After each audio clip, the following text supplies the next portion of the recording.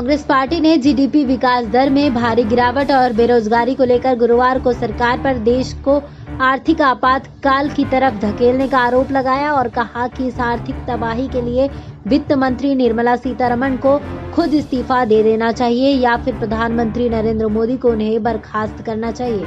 Party के मुख्य प्रवक्ता रणदीप सुरजेवाला ने यह भी कहा कि मौजूदा हालात में सरकार के भीतर बड़ी राजनीतिक और वित्तीय सर्जरी की जरूरत है।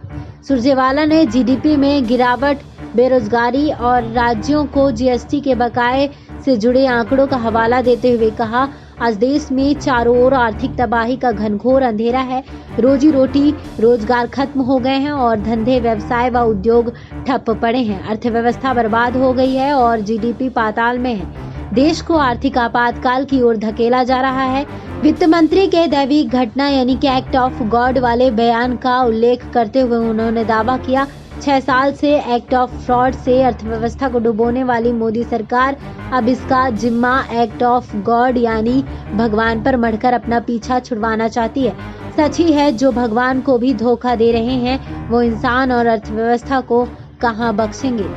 उनके अनुसार 73 साल में पहली बार जीडीपी दर पहली तिमाही में घटकर -24% होने का मतलब है कि देशवासियों की औसत आय धड़ाम से गिरेगी। अगर पूरे साल में जीडीपी नकारात्मक 11% तक भी गिरी तो आम देशवासी की आय में बढ़ोतरी होने की जगह सालाना 14,900 रुपए कम हो जाएगी। उन्होंने आरोप लगाया, लोगों का विश्वास सरकार से पूरी तरह उठ चुका है। लघु, छोटे और मध्यम उद्योगों से पूछिए तो वो बताएंगे कि बैंक ना तो कर्ज देते हैं और ना ही वित्त मंत्री की बात में कोई वजन। मोदी सरकार का 20 लाख करोड़ का जुमला आर्थिक पैकेज भी डूबती अर्थव्यवस्था, आर्थिक तबाही व गिरती जीडीपी को रोकने में फेल साबित हुआ।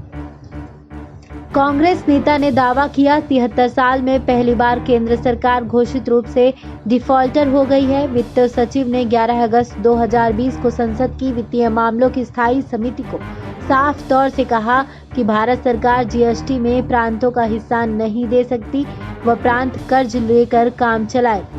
एक अन्य सवाल के जवाब में सुरजेवाला ने कहा, सरकार में बड़ी राजनीतिक और वित्तीय सर्जरी की जरूरत है। हमारा ये मानना है कि ऐसी वित्त मंत्री को पद पर बने नहीं रहना चाहिए जो इस आर्थिक तबाही के लिए जिम्मेदार है।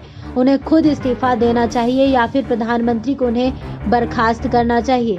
कांग्रेस के मुख्य प्रवक्ता ने कहा कि अर्थव्यवस्था को पटरी पर लाने के लिए सरकार को सोनिया गांधी और राहुल गांधी की ओर से सुझाए गए उपायों पर अमल करना चाहिए, जिनमें लोगों के खाते में पैसे डालने का सुझाव प्रमुख है। जानकारी सूत्रों एवं सूत्र स्रोत से प्राप्त है। इस जानकारी पर आपकी क्या राय है, कमेंट बॉक्स में कमेंट कर जरूर बताएं। बाकी तमाम जानकारी के लिए बने रहिए हमारे साथ। SPN9 न्यूज रूम से श्रुति की रिपोर्ट।